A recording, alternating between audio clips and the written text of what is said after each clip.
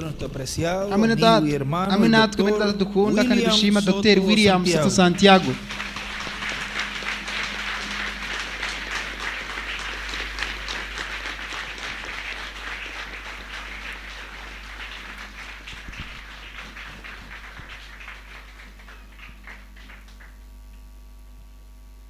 Felicidades para todos en este año munezerwe nuevo. mwese muri uno mwaka mushasha Estamos comenzando uwo turiko dutangura 2017.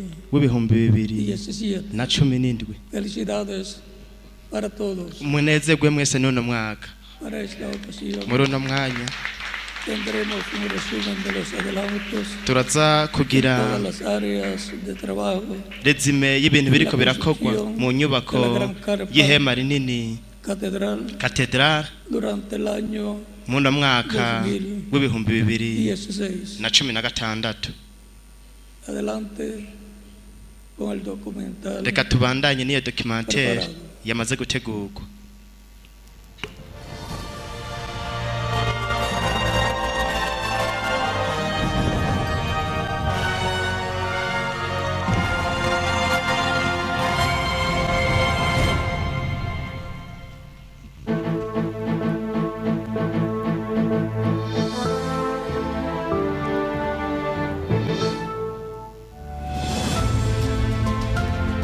Umugambi w'ihema Karupa Cathedral.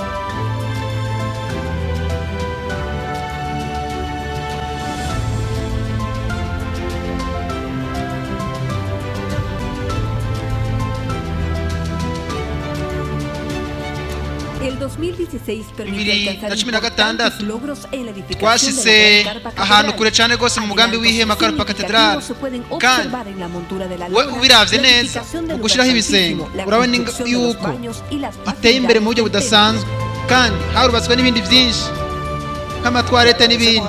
Turashimira umwami ku bintu byose yaduhaye muri uno mwaka wa 2016 n'imigisha yose yaduhaye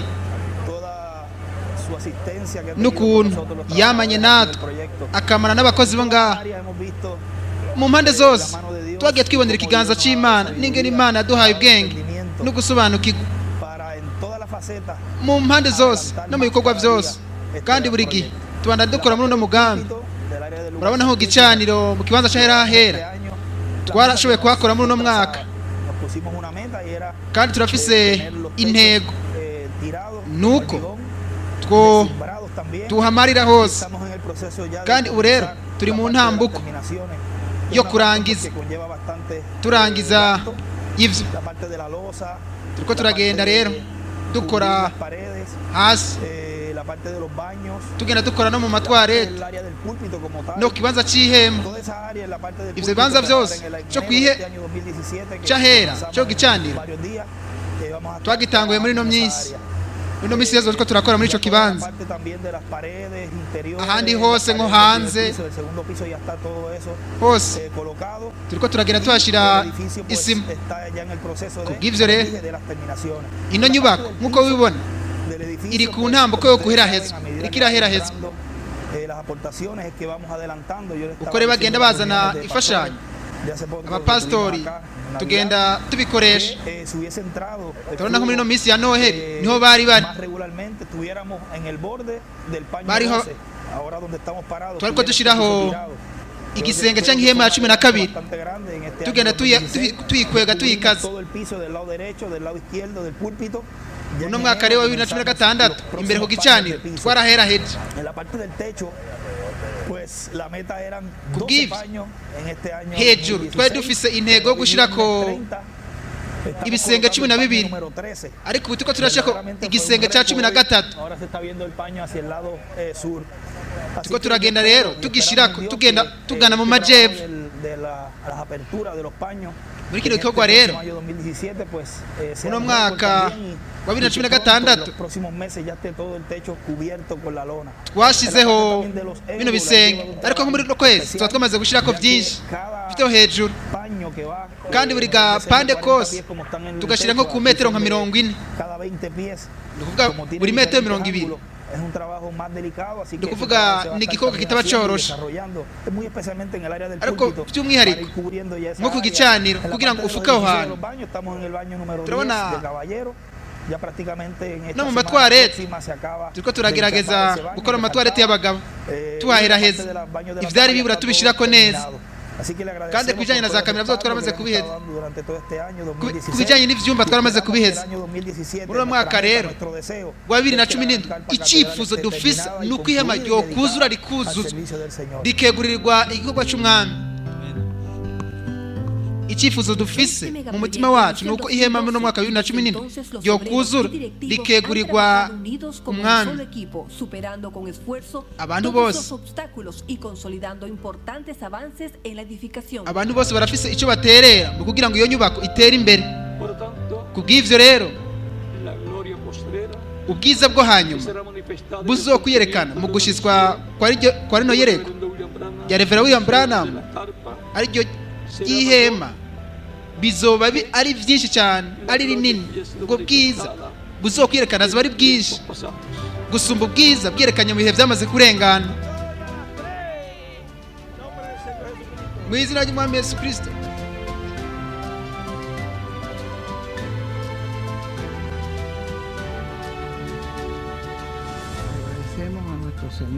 Turashimira umwami wacu yatoranyije kino kizinga na kino kibanza kugira ngo agishireko rino hema Karpa Cathedral ari naryo kandi rifise icyo risigura cyane gose kuri gahunda y'Imana ya kino gihe cy'iherezo.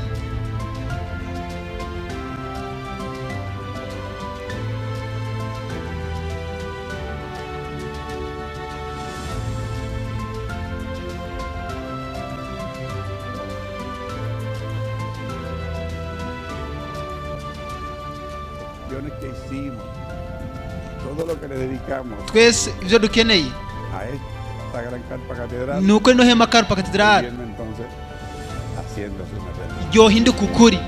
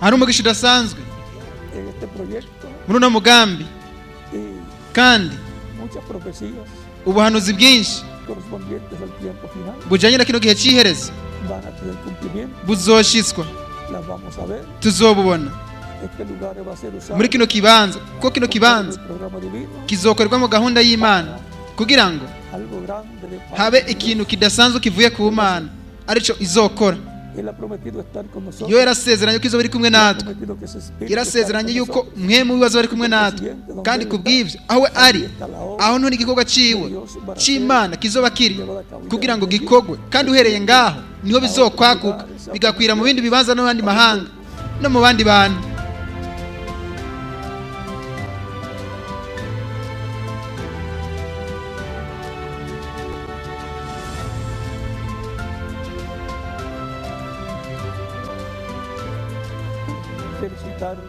Ndabakeje kubw'igikorwa muriko murakora, kandi ndakeje nongera ashimira abakozi b'Imana bose kubw'imfashanyo bariko baratanga, bazitanga kuri uno mugabo.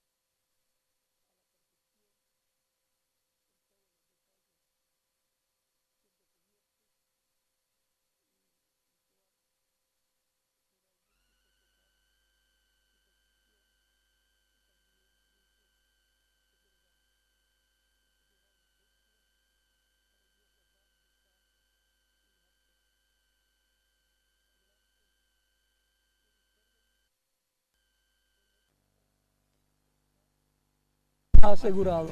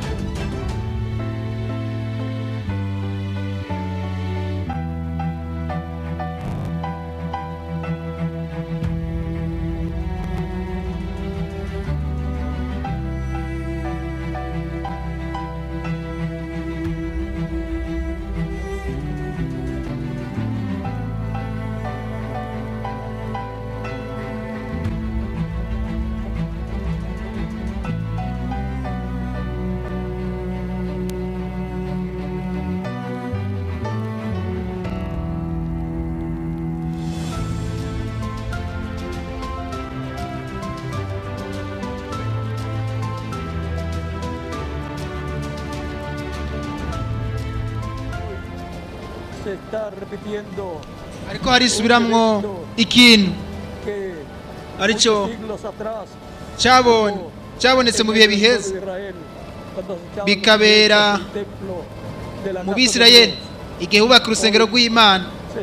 No munsi naho ngaha hariko harashigwako sima yo mu kibanza cyahera hahera mw'ihema Karpa Katedrale, aho ukugaragara kw'Imana ya Aburahamu na Isaka na Yakobo ni Isirayeli kuzoba kuri.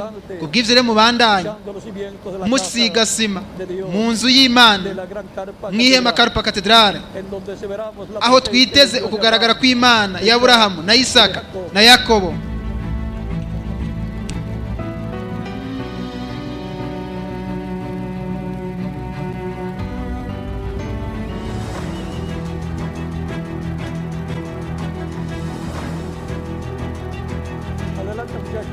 Mubandanye basore.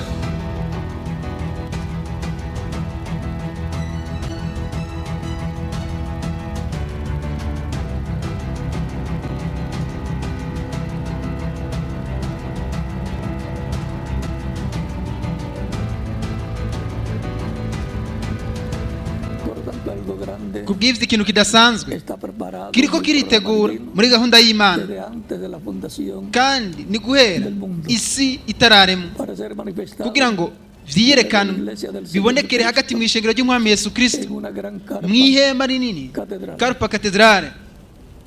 Kubw'ivyo rero ni higwe kuri twebwe twese kuba turiko turakora tugakora umugambi w'ihema Carpa Cathedrale riko rirubakwa ngaha Puerto Rico kugira ngo ryegurirwe Imana, kugira ngo Kristo nawe muri mpwemu yera aze kandi aribemwo agerekaniremo mu mwuzuro wiwe wose. Kubw'ivyo rero umugisha udasanzwe ni mwebwe nanje twawemerewe kandi twawugenewe isi itararemwa, kandi we yaratubonye atubona isi itararemwa, atubona twebwe twese turi ngaha, kandi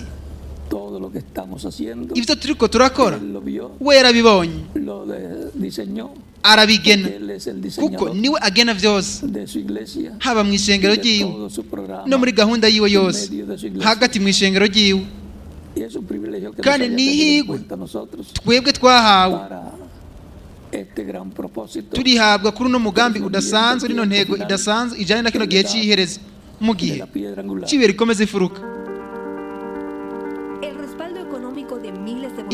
Imfashanyo z'amafaranga ziratangwa ngaha Puerto Rico, kandi ivyo bituma habaho ugutera imbere kw'ivyo, kandi izo mfashanyo bazitanga buri munsi, kandi zitangwa n'amashengero atandukanye yo mw'isi.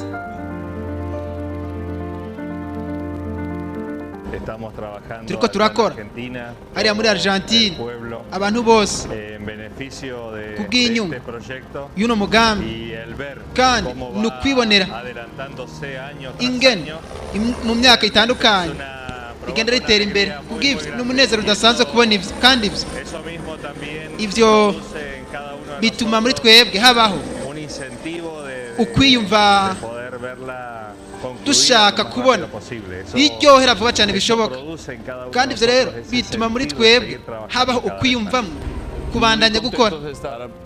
Je numva nezerewe cyane rwose kubona ndi muri kino kibanza cy'ihema Carpa Cathedrale, kandi cyane ndanezerwa no kubona ingene riteye imbere, kandi turabona turegereje cyane rwose uguherahezwa kwayo. Kandi rero bituma tunezerwa tugasubira mu bihugu vyacu tunezerewe, tukamotiva bene data bose kugira ngo bashiremo ingufu zishoboka, kuko turabona yuko ukubakwa guteye imbere cyane rwose. Twebwe rero dushiramo uruhara rwacu tugenewe.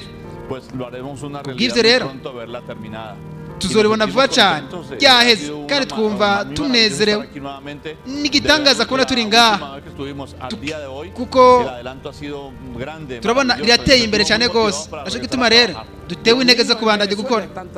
Abana muri Venezuela bariko barakora, abasore bariko barakora, twebwe nta kindi kintu twarutishije gukora bino bintu. Twebwe turabona yuko twere tuko turaraba inzitizi, tuko turaraba ibibazo, tuko turaraba iyerekwa, tuko turaba iyerekwa iryo Imana yashize mu mitima yacu ari ryo hema Carpa Cathedrale, kandi turiteze yuko kubw'ubuntu bw'Imana tuzobona rino hema ryuzuye vuba cyane bishoboka, kandi ivyo azoba ari umwuzuro w'umunezero muri buri wese muri twebwe. By'ukuri Mexique turizeye yuko ari igihugu gifise ububasha budasanzwe, kandi guhera ku ntango twamye dukora kuri bino, kandi twebwe vyamye n'umugisha udasanzwe gushobora gushigikira bino. Naco gituma rero twebwe mu butumwa bwa Branham 62 yari yarabonye rino yerekwa y'ihema, kandi yari yaravyizeye, ariko ntiyari afise iyerekwa ry'aho bizobera, ariko we yari yarabibonye. Twebwe rero turabona ingene biciye bugufi cyane rwose, n'ingene Imana iriko irakora kino gikorwa. Je numva nezerewe.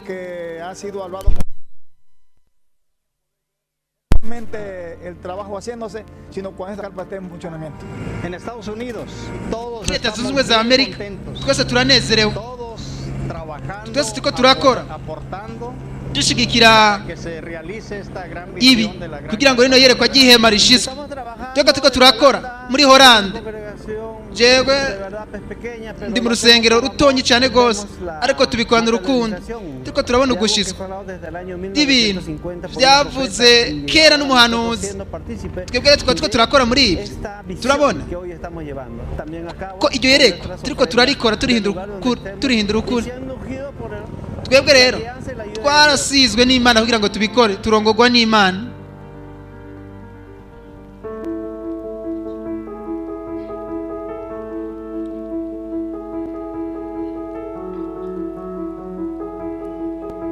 Koherekana amashengero atandukanye ngene atanga imfashanyo z'ihema.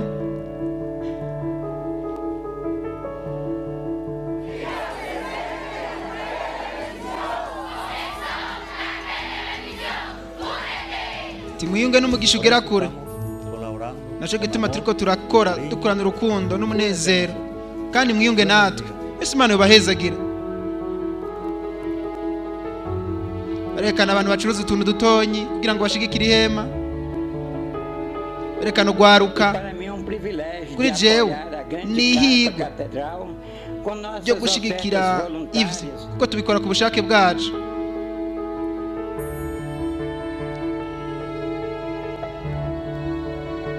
Kwerekana ubucuruzi abantu bakuramwo muri leta zunze ubumwe za Amerika turiko turakora dushikamye kubw'umugambi w'ihema. Abana ko barakora bakora kubw'umugisha ugera kure. Ni igikorwa cyo kwizera, igikorwa cy'umugisha. Twebwe turi ihema Carpa Cathedrale.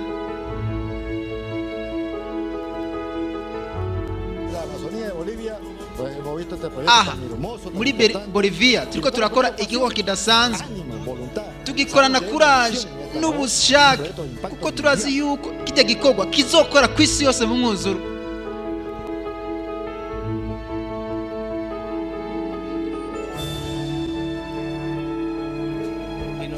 Twebwe ngaha muri Monterrey turiyunze n'abana bose n'abigisha b'abana n'amashengero yose turunze ubumwe turiko turakora kino gikorwa cy'umugisha ushika kure rwose, igikorwa cy'umugisha. Mwiyunge natwe. Puerto Rico mubandanye turi kumwe namwe turunze ubumwe twongera dukora kubw'ihema Carpa Cathedrale. Jende mu pastor wo mu rusengero rw'i Texas kandi nk'uko iyereko ya Reverend William Branham rimeze twese tuko turakora dukorana umutima wacu kubw'uwo mugambi udasanzwe.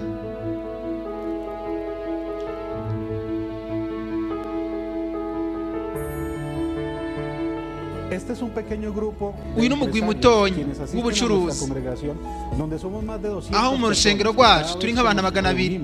Buri gihe dukoraniye hamwe tuzanye amashikano ku bushake bwacu kugira ngo duterere ihema ry'i Puerto Rico. Mwiyunge natwe, mwiyunge natwe.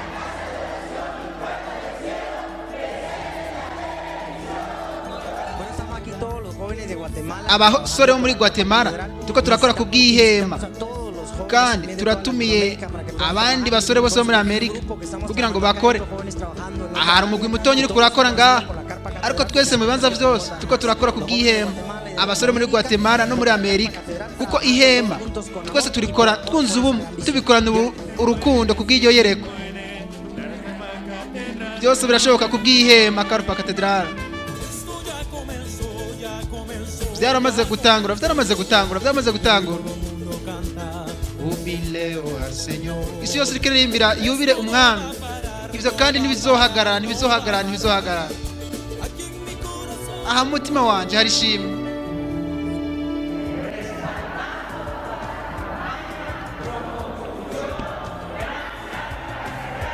Turiko turakora kubw'ihema Carpa Cathedrale.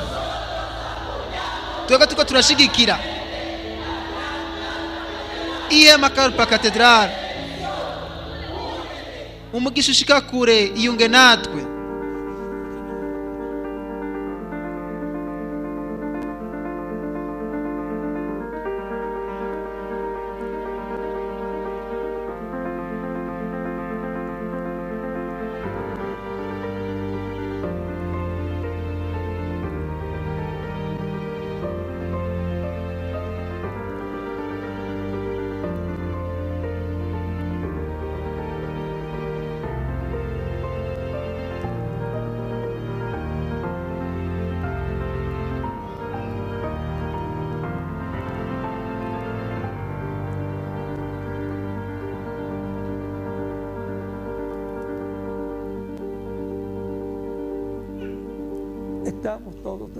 twese turiko turakora kubw'uwo mugambi n'uwo mugambi ngirakamaro w'inyubako uri kurakorwa ngaha ku isi.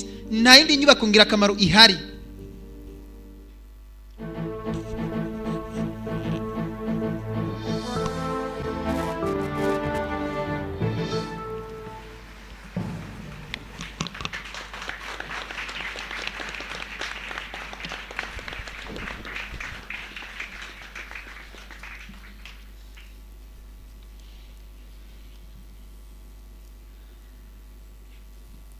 Les reitero mis saludos ndabaramutsa y una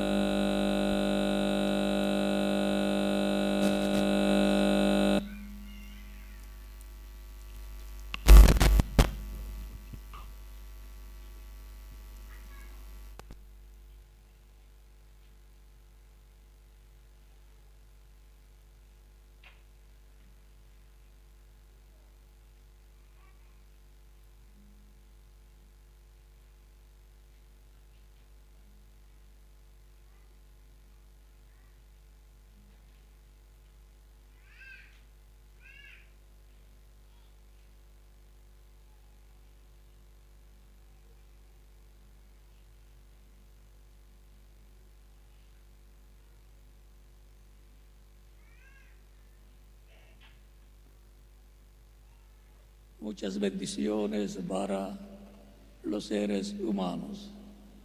Ahora leeremos lo que es el año nuevo. turabona icari cyo umwaka mushasha. Levítico capítulo Abarewi igice 23 ca 23.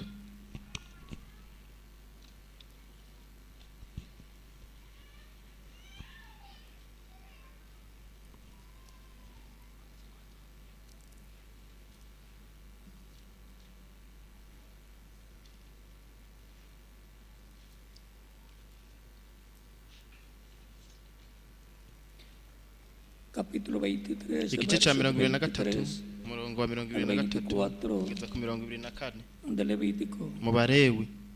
Y habló Jehová a Moisés. Uhoraho abarira Mose ati habla a los hijos de Israel. barira Abisirayeli uti mu kwezi kw'indwi En el mes séptimo, mu kwezi kw'indwi al primero del mes, umunsi wako wa mbere tendréis día uzubabera umunsi de reposo, wo kuruhuka bihebuje, una conmemoración al ubu wo son de kubibutsa trompetas, mu butangaze mu kuvuza inzamba, convocación, ubu wo gukorana ningún kwera. trabajo de siervos ntihaze haréis, hagire igikorwa kiruhisha mu y gukora, ofreceréis ofrenda kandi muze encendida muwushikaniremwo ikimazi gitongorwa n'umuriro.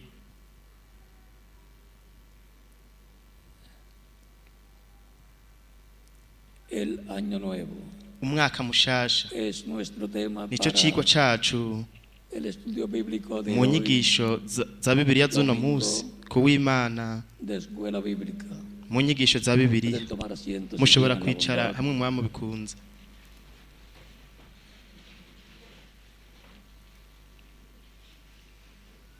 El año nuevo Umwaka mushasha entre la mayor parte de los gentiles hagati es el 31 mu banyamahanga ni de itariki enero 31 del z'ukwa año que mbere esté en curso mu mwaka en cada ocasión.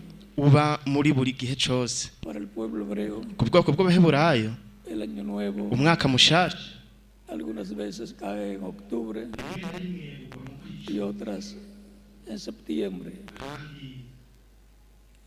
Ahora, ¿de dónde viene la raíz del año nuevo judío? Es una de las fiestas dadas por Dios al pueblo hebreo, la fiesta de las trompetas. Hay 7 fiestas hebreas, las cuales son conmemorativas y también son proféticas, donde se refleja lo que Dios haría más adelante, como la Pascua que se llevó a cabo en Egipto en medio del pueblo hebreo, donde sacrificaron un cordero de un año cada familia y colocaron la sangre en el dintel de los postes de sus hogares para la preservación de la vida de los primogénitos en esas familias hebreas. La noche en que todo primogénito en Egipto moriría, comenzando por el primogénito hijo del faraón hasta los primogénitos de los esclavos y de los animales también.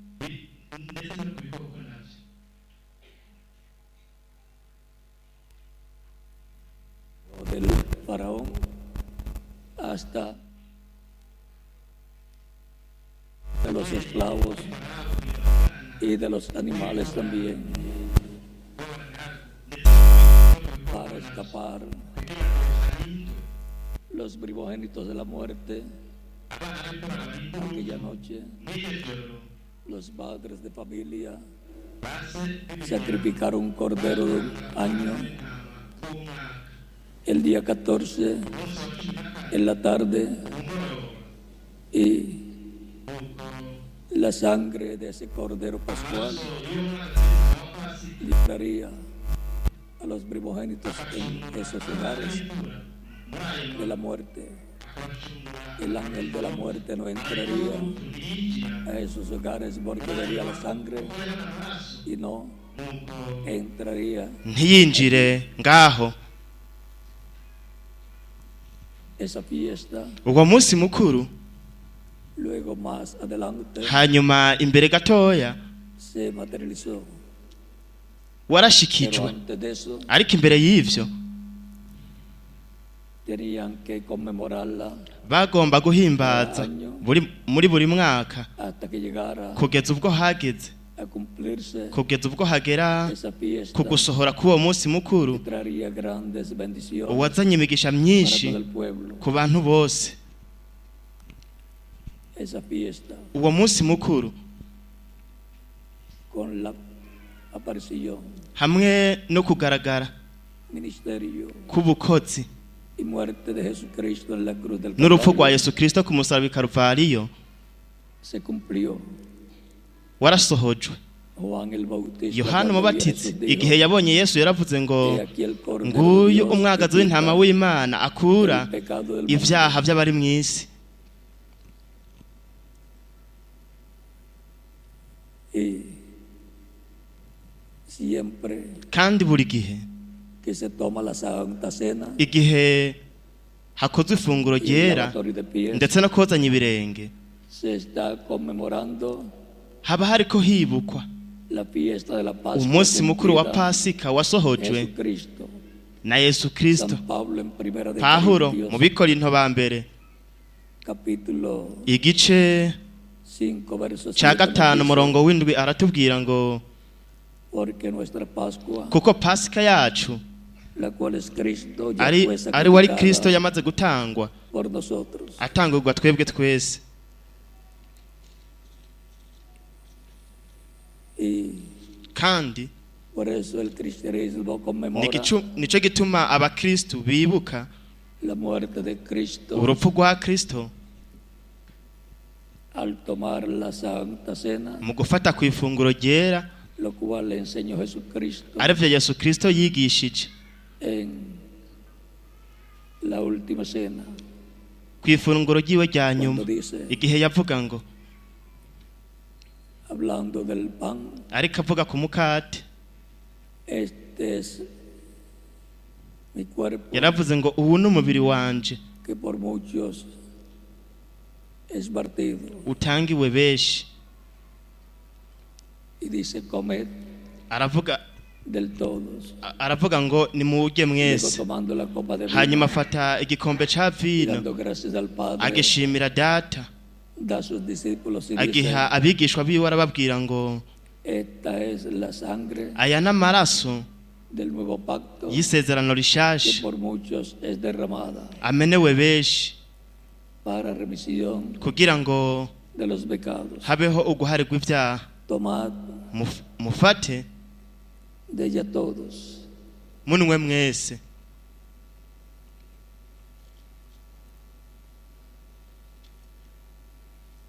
así como la Pascua nkuko Pasika en medio del pueblo hebreo nkuko Pasika hagati mu bwoko bw'Abaheburayo yari imeze se conmemoraba cada año bayibuka buri mwaka ahora cuando la Pascua ubu rero igihe Pasika se cumple yashitswa en esa forma muri buno buryo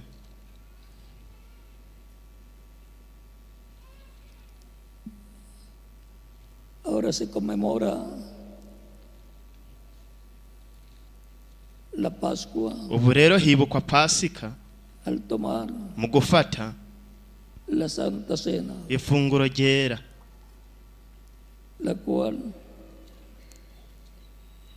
tiene el pan ariho haba hari umukate ushushanya umubiri wa Kristo que fue umubiri wa Kristo crucificado wabambwe por todos los que serían wabambirwa los creyentes que formarían abo bose bari kuba bizera bakagira del Señor ishengero ry'umwami Jesucristo. Yesu Kristo.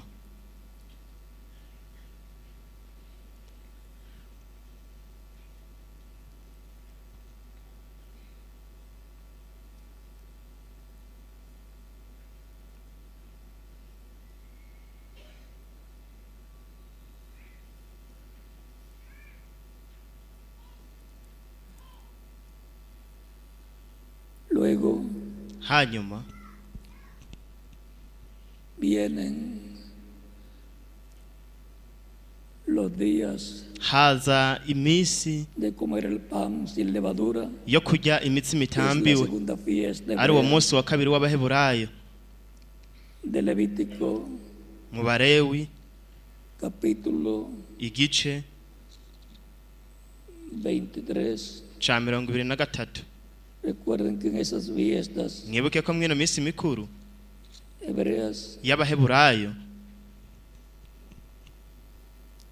está contenido harimwo el programa divino umugambi w'Imana que Dios llevará a cabo uw'Imana izokora hasta kugeza su venida mu kuza kwiwe y hasta ndetse no kugeza por consiguiente la mu resurrección yandi de los majambo muertos mu muzuko en w'abapfuye Cristo bizera Kristo y la transformación de no los que estén guhindurwa vivos kw'abakiri bazima en el cuerpo místico de Cristo, se es su mu mubiri iglesia. w'ibanga wa Kristo ariryo shengero ryiwe Y luego nuko el hanyuma rapto, arrebatamiento no de los creyentes en Cristo mwizamuko para ir a la ry'abizera cena Kristo kugira ngo baje de las bodas mu birori vy'ubukwe del Cordero. vy'umwagazi w'intama.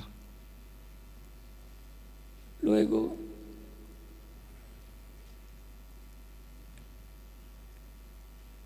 el regreso de Cristo hanyuma mu kugaruka kwa Kristo con su iglesia aziye ishengero para el ryiwe establecimiento de la reina milenial azananye n'ishengero ryiwe kugira ngo hashigweho ingoma y'imyaka 1000 de David. y'umwana wa Dawidi. Ahora antes Ubu rero del reino milenial imbere y'ingoma y'imyaka 1000 está la fiesta hariho umunsi de las mukuru trompetas. w'inzamba. Pero antes de eso, Imbere y'ivyo con la muerte de Cristo, hamwe n'urupfu rwa como Kristo la gavilla que fue vecina delante de Dios, hamwe n'umwagazi w'intama watanzwe imbere y'Imana, encontramos turabona la tercera fiesta umunsi mukuru wa gatatu, y luego nuko hanyuma la cuarta fiesta umunsi mukuru wa kane la fiesta umunsi mukuru de Pentecostés. wa Pentecote 50 días después inyuma de y'iminsi la 50 resurrección de Cristo, inyuma y'umuzuko wa Kristo viene la fiesta de Pentecostés, haje umunsi mukuru wa Cuarta Pentecote, fiesta umunsi mukuru de las 7 fiestas wa gatanu wo mu minsi hebreas mikuru indwi y'abaheburayo o judías canke contenidas y'abayuda en Levítico capítulo. iri mu Barewi 23. igice ca 23. Así es uko niko para el cristianismo. uko niko biri mu bakirisu. Por eso Nico gituma el día que los creyentes en Cristo umunsi abizera Kristo allá en Jerusalén, hari i en el Yerusalemu aposento alto, mu cumba co hejuru recibieron el Espíritu de umunsi Dios bakiriye ko mpwemu w'Imana wari umunsi de Pentecostés, wa Pentecote, el día 50 umunsi wa después 50 inyuma de la resurrección y'umuzuko de Cristo. wa Kristo.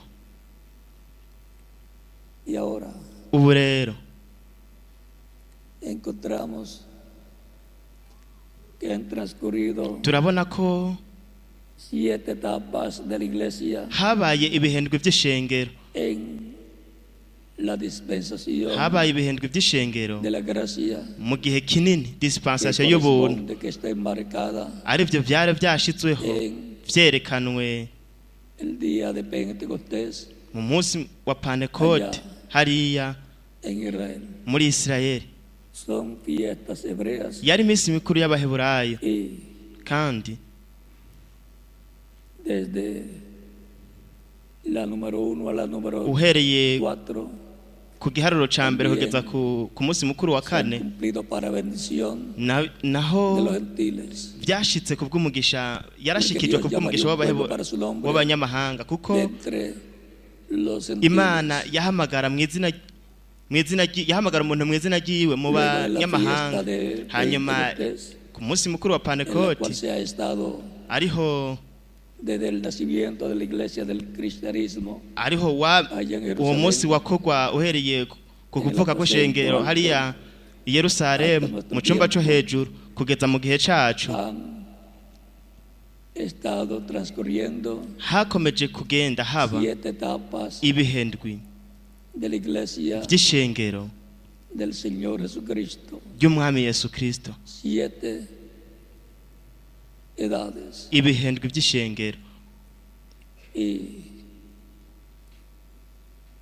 al final Kandi kw'iherezo tenemos la promesa dufise isezerano que para la edad de piedra angular ko mu gihe c'ibuye rikomeze imfuruka vendrá hazoza el Señor umwami con los santos que ya han umwami partido, akazanana n'abera bagiye los resucitará en cuerpos eternos, akabazura bari mu mibiri ihoraho, y a los creyentes que estarán vivos kandi abizera bazoba bakiri bazima azobahindura y los llevará con él a la cena abajanane nawe mu birori vy'ubukwe del Cordero. bw'umwagazi w'intama. Así como estuvo nk'uko él unos 40 días nk'uko vyabaye mwa ya minsi 40 yamaze kuzuka entre yamaze sus kuzuka discípulos, hagati mu bigishwa biwe habrá un lapso de tiempo hazobaho akanya gato, también hazobaho akanya gato en la venida del Señor mu kuza k'umwami con los santos ari que kumwe partieron, n'abera bamaze kugenda, y nuko los vivos que serán transformados. abakiri bazima bazohindurwa Habrá un lapso de tiempo bazogira de akanya 40 gato días, k'iminsi 40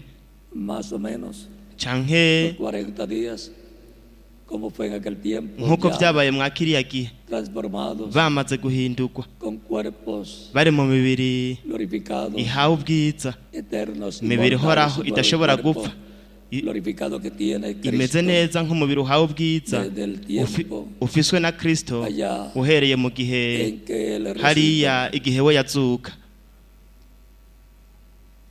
Habrá Hazoba una manifestación grande del ukwigaragaza poder divino gukomeye kw'inkomezi z'Imana en el cumplimiento mu gushitswa de la visión que le fue kw'iyerekwa mostrada al reverendo igeretswe William Branham Revera William de Branham una gran carpa ry'ihema rinini catedral, katedrale, y será kandi para bendición rizoba umugisha de Israel kuri Israeli hazoba imigisha ikomeye cyane ngaho ku bwoko bw'abaheburayo ndetse no kubizera Kristo bo mwa kino gihe c'iherezo.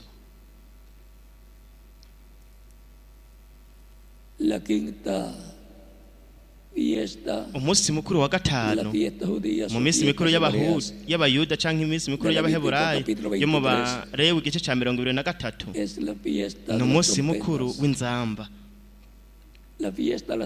Umunsi mukuru w'inzamba niho Imana ihamagara igahamagarira ku rubanza, igahamagara isi igihamagarira ku rubanza ibihugu ndetse n'umuntu wese yumvise ubutumwa nuko akirengagiza ibyo yumvise akumva ko biciye muri Kristo aronka imbabazi no guharirwa ibyaha nuko akozwa ibyaha byose n'amaraso ya Kristo, nuko akabatizwa mu mazi mu izina ryiwe, mu izina rya Yesu Kristo umucunguzi wacu. Kristo nawe akamuha umubatizo wo muri mpwemu yera, kuko isezerano nuko Imana izobatirisha umuriro abizera Kristo, kuko kubizera ni isezerano ry'umubatizo wa mpwemu yera ahagokorwa ukuvuka gushasha. Ariko Kristo yavuze abwira Nikodemo mu gice ca 3 umurongo wa 1 kugeza ku wa 6 muri Yohana, igihe yamubwire ngo nukuri ndakubwira ko ubutavutse ubundi bushasha adashobora kubona ubwami bw'Imana. Nukuri ndabikubwiye, ubutavyawe n'amazi na mpwemu ntashobora kwinjira mu bwami bw'Imana. Nuko nk'uko twinjira ngaha ku isi mu mibiri iboneka biciye mu kuvuka biciye muri ba data bacu bo ngaha ku isi, biciye muri Kristo muri mpwemu yera hagati mu bantu biwe hakogwa ukuvuka bushasha kuri abo bose bamwakira nk'umwami n'umukiza umwe abahagije. Nuko ukavukira mu buryo bw'impwemu mu bwami bw'Imana, ukinjira mu bwami bw'Imana, mu bwami bw'umwami w'abami n'uganza abaganza. Nuko hanyuma ku munsi wa nyuma igihe igitigiri kizokuzura, igitigiri c'abatoranijwe bagize ishengero ry'umwami Yesu Kristo, abizera abantu babizera bagiye bazozukira mu mibiri ihoraho. Nuko ngaho bazoronka igice kiboneka c'umuntu mushasha mw'ishusho ndetse n'imisusire y'umwami Yesu Kristo. Nuko abo tuzoba tukiri bazima tuzohindurwa, nuko aho niho tuzoba mw'ishusho n'ishusho iboneka ya Kristo, tuzoba turi mw'ishusho iboneka y'Imana. Kandi uwo ni wo muryango wa Kristo Adamu wa kabiri, kuko Adamu wa mbere abantu bose barapfa kuko bacumuye hariya mw'itongo rya Edeni. Ariko Adamu wa kabiri Kristo, ku bwa Adamu wa kabiri Kristo tubaho ibihe bidashira, tukinjira mu bwami bw'Imana mu buryo bw'impwemu, ariryo shengero ryiwe, umubiri w'ibanga wa Kristo ku munsi wa nyuma tuzokwakira igice kiboneka arico kizoba ari guhindurwa kwacu, aho tuzokwakira umubiri uboneka uhoraho udashobora gupfa kandi wahawe ubwiza, umeze nk'umubiri uhawe ubwiza uwo Kristo afise umucunguzi wacu. Byoroshe cyane nk'uko. Ubu rero turi mu mwaka mushasha mu banyamahanga, kandi igice kinini cy'ibihugu by'abanyamahanga aho hatangura umwaka mushasha mu bintu byose, mu bintu byose mu banyamahanga aribo bafise iyobokamana rya Gikristo. Dushobora kubona ko ku bayuda umwaka mushasha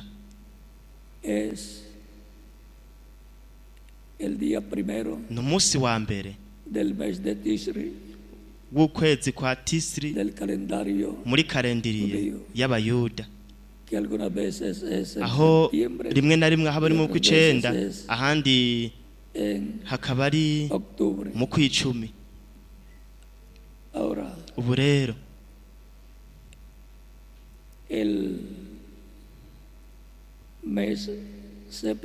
ukwezi kw'icenda gufise iyindi minsi mikuru itatu ari yibandanya mu munsi mukuru wa Pentecote, umunsi mukuru wa gatanu ni umunsi mukuru w'inzamba nk'uko nari nabivuze imbere, kandi uwo munsi mukuru ni uw'abayuda, aho bo bahamagagwa bagatumirwa bagahamagagwa n'inzamba zo mu minsi mikuru y'inzamba, nuko bagakoranira hamwe kugira ngo hanyuma bahuzwe n'Imana, nuko imbere gato mu bwami bw'Imana baze bagarurwe bugarurirwe ubwoko bw'Abaheburayo, kuko ubwami bw'Imana ku isi ni ubwami bwa Dawidi, kandi n'intebe y'ubwami y'Imana yo ku isi ni intebe y'ubwami ya Dawidi. Ubwoko bw'Abaheburayo bufise umugisha ukomeye cyane, n'amahirwe akomeye cyane n'umugisha afiswe n'abayuda mw'iyo minsi itatu, mw'iyo minsi mikuru itatu, aho bamaze gutangura ari umunsi mukuru w'inzamba, aho Imana ari umwami n'umucamanza w'ikiremwa muntu cyose, aho Imana ihamagarira ku rubanza ibiremwa abantu bose. Kandi Malaki igice cya 4 umurongo wa mbere ukabandanya haravuga ngo eho umunsi uraje waka nk'itanure w'Uhoraho. Iyindi mirongo haravuga ngo y'umwami cyangwa Uhoraho, kandi haratubwira aha muri Malaki ko azoba ari umunsi uteye ubwoba.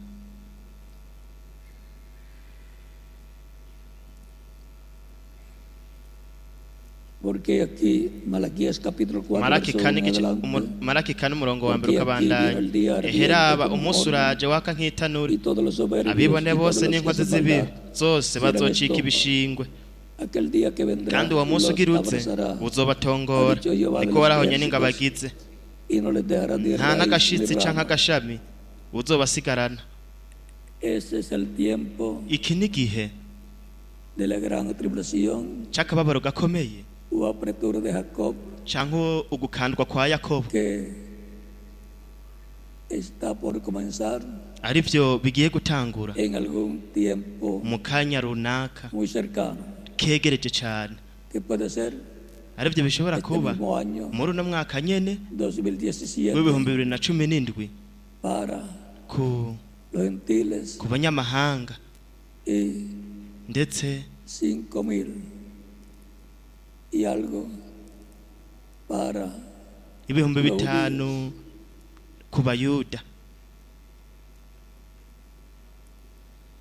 o sea 5,000 urabona 5,777 ni 777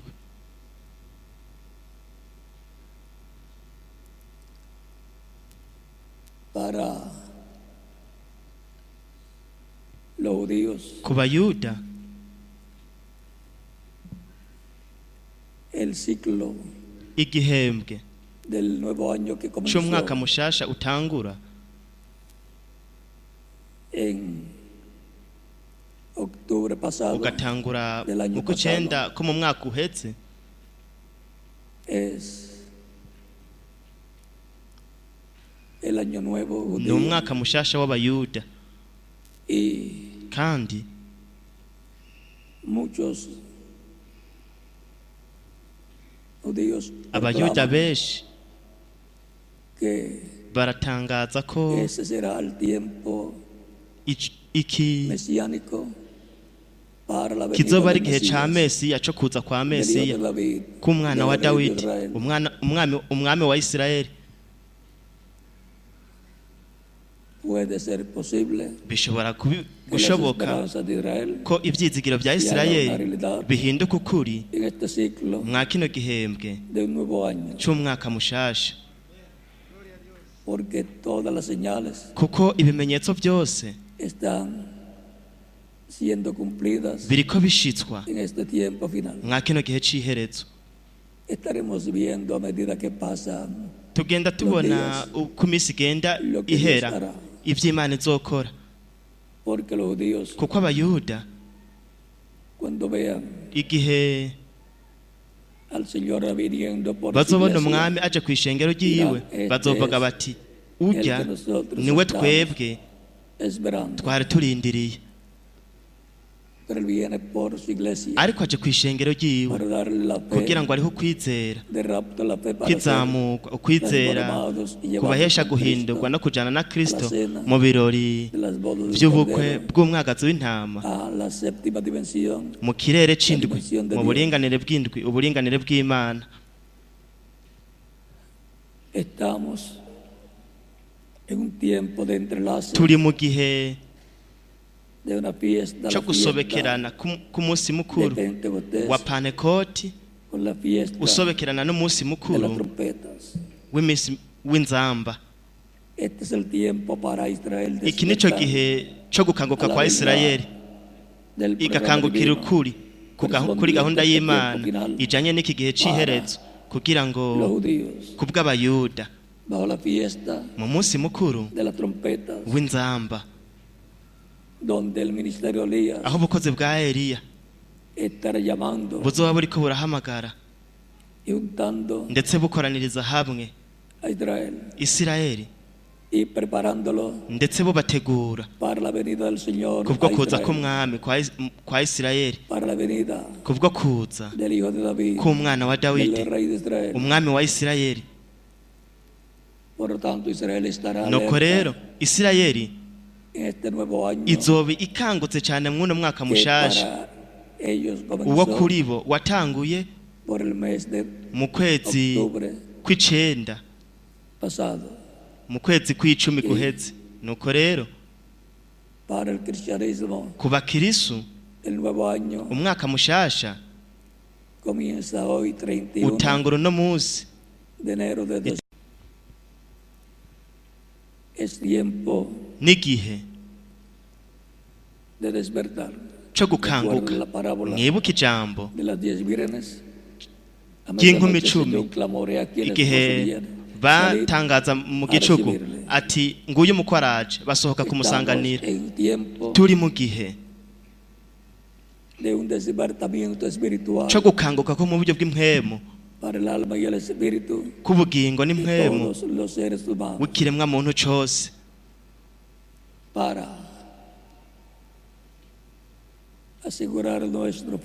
kugira ngo dushinganishe kazoza kacu mu bwami bw'Imana mu bugingo budashira. Dufise ubugingo budashira. Vuba dispensation y'ubuntu izokugagwa igihe uwanyuma mu batoranijwe agizwe umubiri w'ibanga wa Kristo azomwakira nk'umwami n'umukiza wiwe. Nuko hanyuma gahunda y'Imana yose kw'isi izoja ku bwoko bw'Abaheburayo mu gushitswa k'umunsi mukuru w'inzamba. Nuko rero twitegure mwa kino gihe, kuko umwanya wari wo wose urugi rwa dispensation y'ubuntu bwo kugagwa mu mwanya wari wo wose.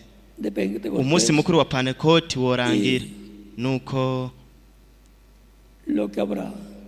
ikizoba kuzoba ari ukuza k'umwami nk'intare yo mu muryango wa Yuda, nk'umwami w'abami n'uganza abaganza, ndetse nk'ikinyenyeri gica ibibatsi cyo mu gaturuturu. Kandi bizoba iby'umugisha ku bizera Kristo bose, ariko ku base bagashibura agakiza bizoba iby'umubabaro, kuko igihe kizoba carangiye, igihe c'imbabazi z'Imana. Nuko bazotegereza guhangana n'igihe ico umwami azoba ari nk'umucamanza ndetse nk'umwami w'isi yose kugira ngo ace urubanza, acire urubanza ikiremwa muntu ndetse n'amahanga n'abantu.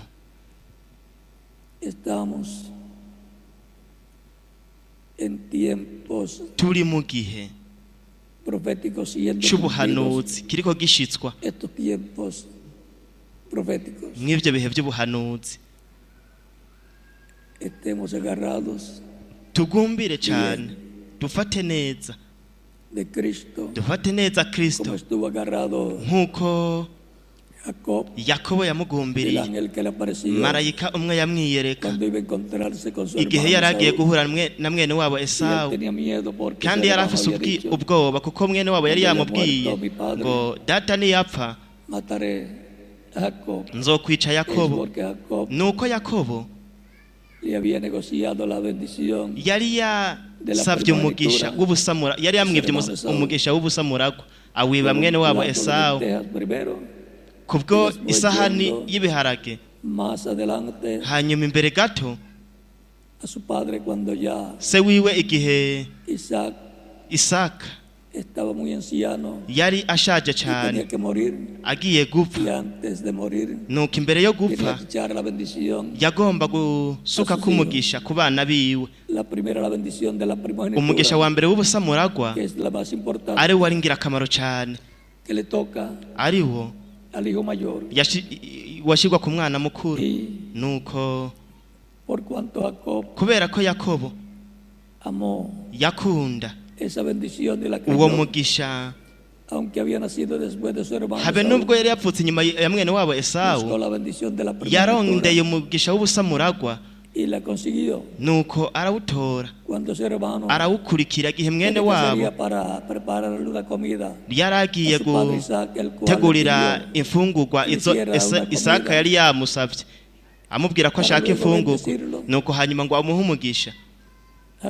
Yakobo arahaguruka ashira se un wiwe cabrito tierno, ategura impene neza lo llevó a su padre ayishira se wiwe y nuko recibió la bendición de la primera yakira umugisha w'ubusamuragwa hablada por boca uvugwa de Isaac, biciye mu kanwa ka profeta Isaka de Dios. umuhanuzi w'Imana y kandi más adelante, imbere cuando regresaba igihe yagaruka de Arán, donde tuvo que huir igihe por yagaruka causa de que había obtenido la bendición de la kubw'impamvu yuko primogenitura, yari yarose umugisha w'ubusamuragwa uvuzwe na se wiwe cuando ya regresaba con toda igihe su yagaruka familia, hamwe n'umuryango wiwe que había wose adquirido allá en Arán, bari bahungiye hariya muri Arari nuko la familia del hermano umuryango de Abraham, wa Aburahamu encontramos que su hermano turabona Esaú yuko mwene wabo Esawu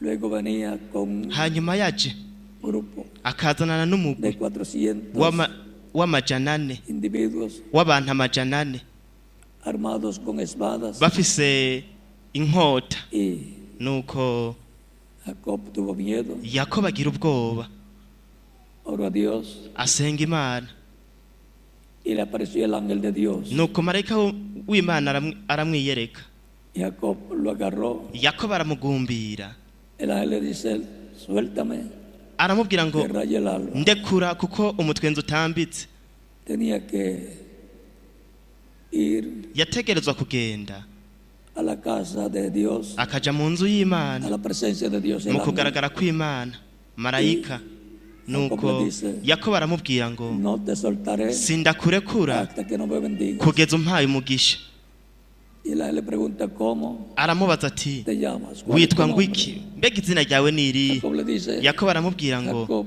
Yakobo El ángel le dice, no se dirá más marayika tu aramubwira nombre ati Jacob, ntuzokwitwa Yakobo sino ukundi Israel, ariko uzokwitwa porque has Isirayeli luchado con Dios kuko wagwanye y con los n'Imana hombres ndetse y n'abantu has vencido. kandi ukanesha Y le hirió el ángel a Jacob nuko en la marayika cadera, amuvuna quedó, umutsi asigara pero mejor un cojo asigara y la yavunitse bendición de Dios. ariko ni byiza gucumbagirana Que uno umugisha con las w'Imana piernas buenas Habe- sin la bendición de Dios. kurusha kugenda neza udafise umugisha w'Imana Obtuvo la bendición yarose umugisha del ángel wa marayika que tiene que ver con este tiempo final. ari bujanye na kino gihe c'iherezo Así como le apareció un ángel nk'uko marayika yiyeretse akiyereka Yakobo antes del encuentro de Jacob con su imbere hermano yuko Esaú, Yakobo ahura na mwene wabo Esawu le aparecerá un ángel mensajero. marayika ntumwa azokwiyerekana Este era el mismo ángel de Dios ari wazoba ari wa wundi nyene marayika w'Imana Jacob, yiyereka Yakobo manifestado yigaragaza a través biciye de ese mensajero. muri iyo ntumwa Le aparecerá a Israel, azokwiyereka Isirayeli primero, ariko bwa mbere a la iglesia azokwiyereka del Señor ishengero Jesucristo. ry'umwami Yesu Kristo Tendremos la visita del ángel del Señor. tuzogira ukugendererwa kwa marayika w'umwami marayika w'Imana wa wundi yacungura ubwoko bw'Abaheburayo abakura mu buje bwo mu Misiri wa wundi yiyeretse Aburahamu mu bihe bitandukanye wa wundi yiyereka Yakobo amwiyereka mu ncuro zitandukanye Lo tendremos manifestado tuzomubona tuzoba tumufise yigaragaza biciye mu ntumwa yo mu gihe c'iherezo y será mensajero ariyo izoba ari intumwa para la intumwa iglesia del Señor Jesucristo, y'ishengero ry'umwami Yesu Kristo a través del cual biciye muri yo recibiremos la revelación tuzokwakira del uguhishurirwa séptimo sello kw'ikimatanije c'indwi y por consiguiente ndetse mu yandi recibiremos la majambo revelación tuzokwakira para uguhishurirwa ser transformados y duhesha llevados con guhindurwa no Cristo a kujana la na cena. Kristo mu birori vy'ubukwe bw'umwagazi w'intama Así recibiremos la fe uko niko tuzokwakira del ukwizera rapto. kwizamurwa Y todo eso es bajo la kandi ivyo vyose manifestación o biri mu cumplimiento kwigaragaza ndetse no de gushitswa la tercera etapa kugukurura kwa que se gatatu cumplirá ariko kuzosohorera en una gran carpa mw'ihema catedral. rinini katedrali Por lo tanto, nuko rero esto es lo que hay ivyo nivyo bihari para los que van a ser kuri abo transformados y bagiye llevados con Cristo guhindurwa a la cena del bakajana na Cordero, Kristo mu birori vy'ubukwe bw'umwagazi w'intama ndetse para los que han muerto n'abo bapfuye mu buryo buboneka bizera Kristo. Ayo n'amasezerano ahari mwa kino gihe c'iherezo, amasezerano y'imigisha myinshi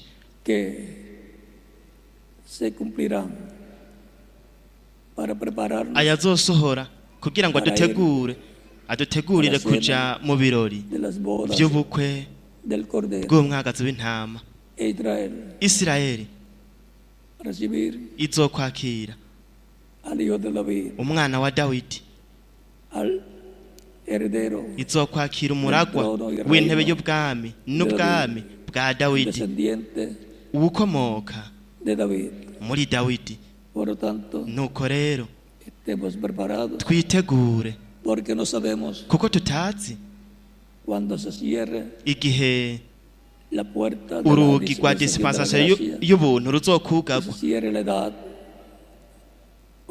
nuko hakugagwa igihe canke hakugagwa umunsi mukuru wa Pantekoti, hakugurugwa umunsi mukuru w'inzamba. Igihe havutse umunsi mukuru w'inzamba hazoba harangiye dispensation y'ubuntu, izoba yarangiye. Nuko umwami ntazoba akiri nk'umuvugizi, nk'umuhereje mukuru, ariko azoba ari nk'umwami, umucamanza w'isi yose. Aribyo vyegereje cane. Ntituzi umunsi uwo ariwo canke indwi, ukwezi canke imyaka ibura kugira ngo urugi rwa dispensation y'ubuntu rwugagwe, nuko hugurwe ku mugaragaro urugi rwa dispensation y'ubwami kugira kubw'abayuda. Nuko rero hariho umugisha ukomeye cyane ku bizera Kristo, nk'uko hari umugisha ukomeye ku bayuda mwa kino gihe c'iherezo. Kandi dusenga Imana kugira ngo twese twakire umugisha iyo minsi mikuru y'abayuda yasezeranijwe mu vyanditswe, ariyo ari ishusho n'ingero igitutu c'ivy'Imana izoba iriko irakora muri dispensation y'ubuntu, ndetse n'ivyo izoba iriko irakora muri dispensation y'ubwami. Icompa imigisha y'Imana ikaba kuri umwe wese muri mwebwe, ndetse no kuri jewe nanje. Kandi ko mwuno mwaka mushasha dutanguye uno musi, nk'uko biri muri kalendari ya Gregoire, kalendariye y'abanyamahanga, imigisha ikomeye cyane, twakira imigisha ikomeye cyane. Arico gituma twitegura imbere y'Imana mu izina ry'umwami Yesu Kristo, amen. Ndetse kandi imigisha ikomeye cyane yakigwe n'ubwoko bw'Abaheburayo, Abayuda, mwuno mwaka mushasha uwo ku Bayuda watanguye uno munsi, ku Bayuda watanguye mu mwaka uheze mu kwezi kw'icumi. Icompa vuba hakugururwa gahunda yose y'Imana mu munsi mukuru w'inzamba kubw'Abayuda.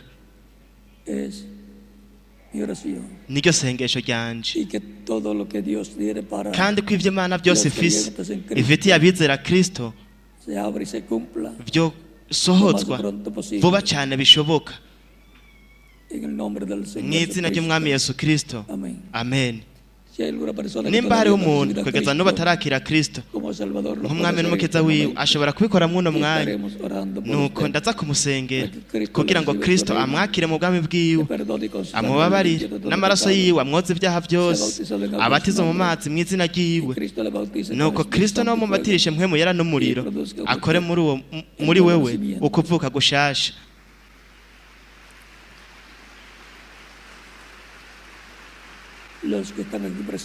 Abari ngaha batarakira Kristo bashobora kubikora muri uno mwanya, bashobora kuza imbere. Nuko ndaza kubasengera. N'abandi bari mu bindi bihugu nabo kandi bashobora kuza imbere kugira ngo bakire Kristo nk'umwami n'umukiza umwe abahagije.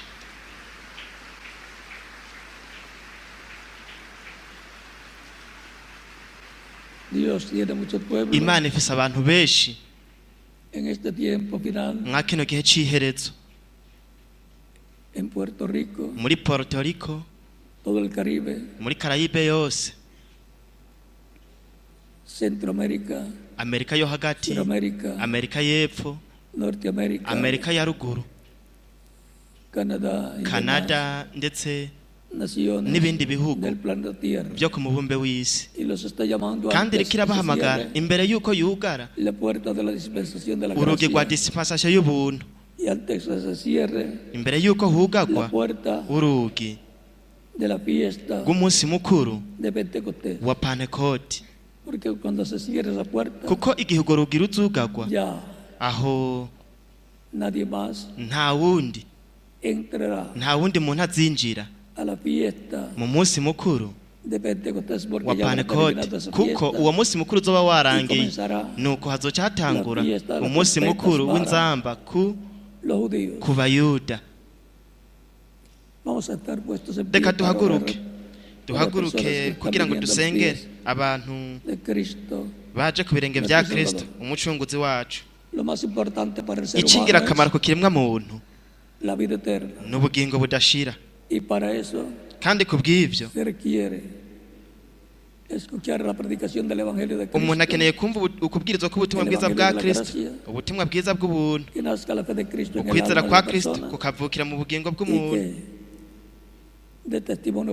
nuko agashinga intege ku mugaragaro ko yizeye Kristo, ko amwakiriye nk'umwami n'umukiza umwe amuhagije, akabatizwa mu mazi mu izina ry'iwe, nuko hanyuma Kristo akamubatirisha mpwemu yera n'umuriro, agakora muri uwo muntu ukuvuka bushasha, nuko bityo akaba avukiye mu bwami bw'Imana mu buryo bw'impwemu. Ku munsi wa nyuma akazohindurwa, nuko akagira igice kiboneka, akagira imigabane ibiri, ariyo izotuzanira ugucungurwa biciye muri Kristo.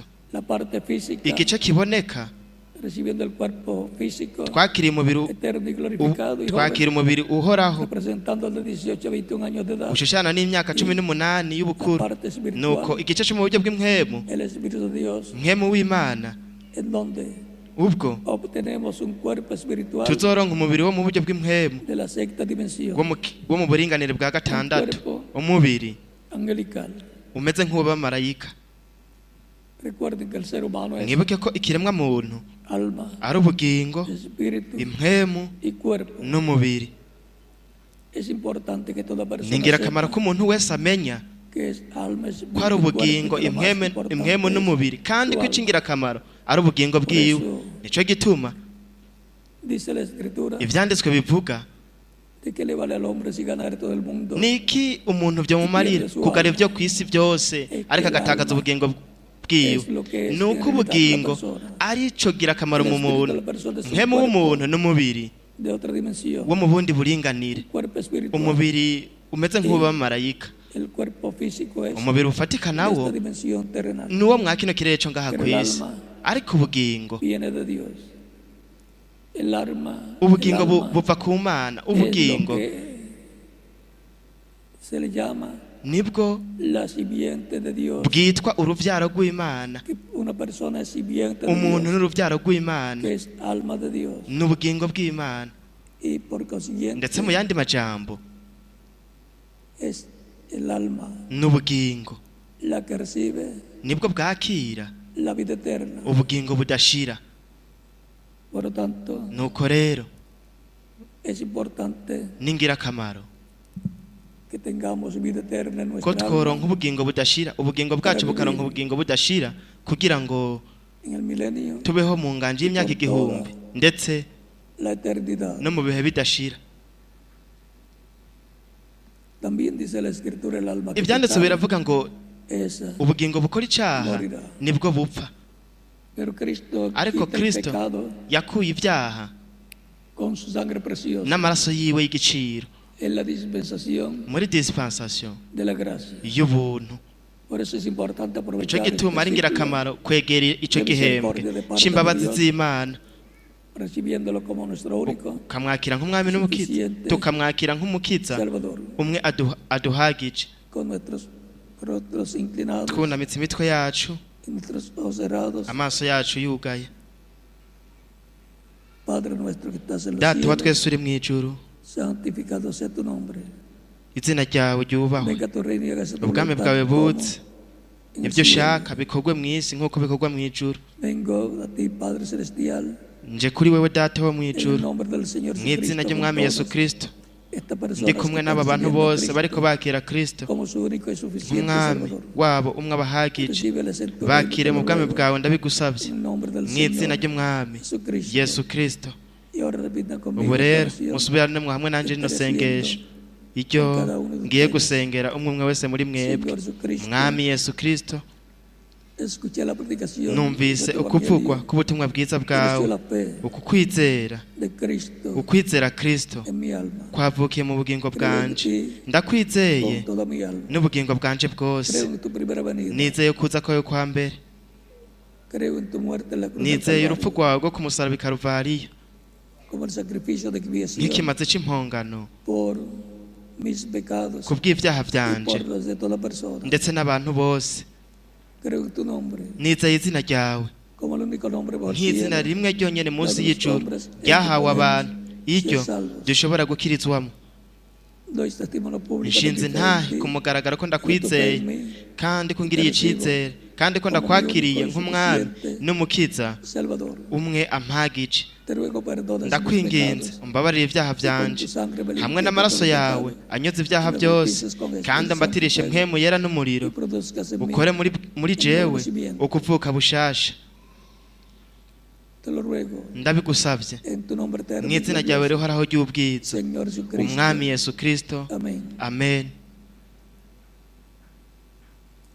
Los que han venido a los pies de Cristo, Abaje ku birenge vya Kristo, por cuanto han leído kuko lo que dice San Marcos capítulo mwasomye 16, ivyavuzwe no muri Mariko igice ca 16, 16 umurongo wa 15 ku y por 16 todo el mundo, avuga ngo muje mw'isi yose muvuge ubutumwa bwiza, a toda mubwirize icaremwe cose. el que creyere Uwizera y fuere bautizado akabatizwa será salvo, azokizwa, mas el que no creyere ariko ubutizera será condenado. azocirirwa ku rubanza. La pregunta de los que reciben a Cristo, Ikibazo c'abagiriye Kristo nk'umwami n'umukiza wabo ni iki? me pueden bautizar, Ni ryari mushobora kutubatiza? Kuko mwumvise ukubwirizwa k'ubutumwa bwiza bwa Kristo, ukwizera kwa Kristo kukavukira mu bugingo bwanje, namwakiriye nk'umwami n'umukiza wanje. deseo ser bautizado Ubu por rero ti, Dios. icifuzo nuko El que nobatizwa, creyere y fuere kuko yavuze bautizado ngo uwizera akabatizwa será salvo, azokizwa, ariko el que no creyere ubutizera será condenado. azocirirwa ku rubanza. Yo deseo la salvación. Nifuza agakiza de mi alma. n'ubugingo Por tanto, bwanje. Nuko rero La pregunta es, ikibazo ni iki? ¿cuándo me pueden Ni ryari bautizar? mushobora kumbatiza? La pregunta de cada uno de ustedes. Ikibazo c'umwe umwe wese muri mwebwe muriko mwakira Kristo nk'umwami n'umukiza wanyu muri uno mwanya. La buena noticia es Amakuru meza que bien pueden ser bautizados ni vyiza mushobora kubatizwa hoy mismo uno munsi nyene, y kandi que Cristo les bautice icoma Kristo akababatirisha mpwemu yera n'umuriro agakora muri mwebwe de nuevo ukuvuka nacimiento. bushasha. El bautismo en agua Umubatizo wo mu mazi es tipológico, es n'ikigereranyo, simbólico. ni sembore, Cuando la persona n'ishusho. recibe a Cristo, Igihe umuntu muere en yakiriye mundo. Kristo aba apfuye ku vy'isi, Cuando es sumergido en las aguas igihe bautismales bamushize mu mazi y'umubatizo mu buryo bw'ihigereranyo aba ariko ahambwa, y cuando es levantado de las kandi igihe aguas bautismales bamukuye mu mazi y'umubatizo mu buryo bw'igishushanyo aba ariko azuka, a una nueva vida. azukira mu bugingo bushasha, mu bugingo buhoraho hamwe na Kristo mu bwami bwiwe buhoraho. Nuko rero ni vyiza mushobora kubatizwa, Y que Cristo les kandi bautice icoma Kristo con Espíritu Santo akabatirisha mpwemu yera n'umuriro y produzca en agakora muri ustedes un mwebwe nuevo nacimiento. uko kuvuka bushasha. Y que tengan todos Kandi mwese un año feliz lleno de la bendición de mugire Cristo. umwaka mwiza wuzuye imigisha, Año 1200, umwaka año 2000, umwaka w'ibihumbi 2017 en el nombre del Señor mw'izina Cristo. ry'umwami Yesu Kristo. Amen. Amen. Ahora dejo ubu rero ndasigira con ustedes ndasigarana namwe al reverendo José Benjamín nsige Revera Joseph A Benjamin continuación, Perez en kugira ngo cada país abandanye no muri buri al gihugu ministro correspondiente ndasiga umukozi w'Imana ahari para que les indique cómo kugira se ngo deben ser abereke uko bautizados mushobora kubatizwa en agua en mu nombre mazi mu izina del Señor Jesucristo. ry'umwami Yesu Kristo Y kandi nos vemos el próximo viernes. tuzobonana ku wa gatanu uza ndetse no ku w'Imana uza Imana niyabishaka.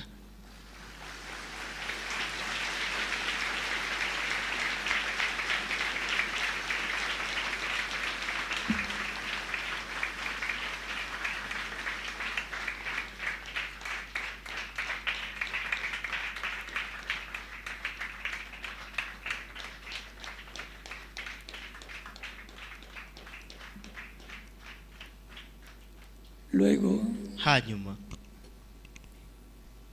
de terminado los bautismos, nimwarangiza tendremos la umubatizo Santa Cena turaza kugira ifunguro ryera en memoria de Cristo, mu kwibuka Kristo nuestro Salvador. umucunguzi wacu. Digo, haced esto en memoria Yaravuze ngo de mí. muzohore munyibuka. Así es que nos veremos también Uko niko tuza kubonana kandi en la Santa Cena mu dentro ifunguro ryera de algunos minutos luego mu minota mikeyi de los bautismos inyuma y'umubatizo en agua. mu mazi. Que Dios les bendiga y les guarde. Icyo Imana ikabamugisha kandi ikabarinda A todos. mwebwe mwese.